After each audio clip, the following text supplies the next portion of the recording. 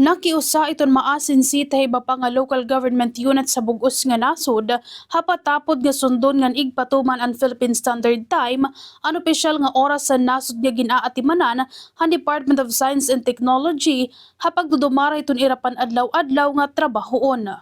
Iginpakita ang nasabi nga patapod pinaagin pagsunod han one time usa nga digital clock nga igbubot ang nga public plaza agud magserbi nga basaranan han orasan mga residente.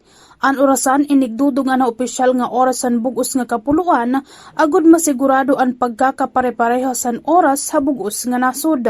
Pinangunahan ni DOST Secretary Renato Solidom ang paglulunsaran one-time watch sa iya naging pagbisita syudad ngan probinsya. Kaparte inito niya inspeksyon na magkadrodilain niya proyekto may pagisumpay haagham teknolohiya ngan inobasyon nga ginpondohan hiton ahensya. Gintagan doon naman ni Solidom nga anhin uman nga diri masunod ha oras nga ginpapakitahan one time labi na ang mga kumpanyahan pagbabalita ngan iba pa nga institusyon nga may pagisumpay ha pagtutudlok hiton oras in pwede magbaton ngan kwestiyonon ha korte. Sumala iton project briefer nagtikang an one time kumuusa nga advokasya. Sobra usa ka dekada na ang nakalabay nga paruyo aghaton ang pagbabag-ohan kultura pinaagyan paghahatag hin importansya ha oras.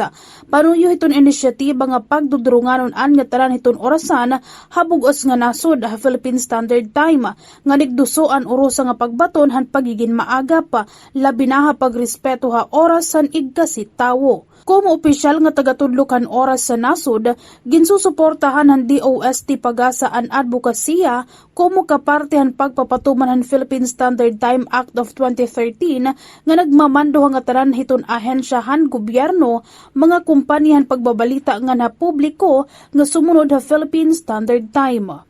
Sobra pa ha pagiging simbolo, an one time inagsiserbi nga praktikal ngan paagi, agud hag iron ito disiplina, pagiging maagap, ngan kultura iton pagiging maupay ha komunidad, ngan mga institusyon, han gobyerno sugad man mapakusog iton pag-importante ngan pagresponde, ngan sugad man pagrespeto iton oras ha kada usa. Tigang din ha Bombo Radio Tacloban, ini Bombo Veronica Ucasla, and this is Bombo Radio Philippines, the #1 and the most trusted source of news and information. Basta Radio, Bombo!